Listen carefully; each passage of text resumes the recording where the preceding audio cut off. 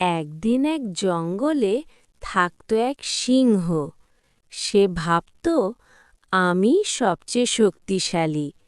সে এতটাই অহংকারী ছিল যে সব পশুকে সব সময় ভয় দেখাত। সবাই তাকে দেখে পালিয়ে যেত। কিন্তু দূর থেকে সব দেখছিল এক চালাক শিয়াল। শিয়াল ভাবল, অহংকার বেশিদিন ভালো না। একদিন সিংহ নদীর ধারে দাঁড়িয়ে নিজেকে দেখে খুব খুশি হল।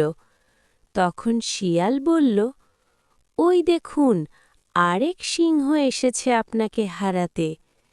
রাগে সিংহ কিছু না ভেবেই দৌড় দিল, এক বড় গর্তের দিকে লাফ দিল। আরে বাপরে! সিংহ পড়ে গেল গর্তে। এবার সে বুঝল, শক্তি থাকলেই রাজা হওয়া যায় না। শিয়াল তখন বলল, ভালো মানুষ হওয়াই আসল শক্তি। সিংহ নিজের ভুল বুঝল। সেই দিন থেকে সে বদলে গেল। এখন জঙ্গলে সবাই সুখে থাকে। শিক্ষা: অহংকার করলে একদিন লজ্জা পেতেই হয়।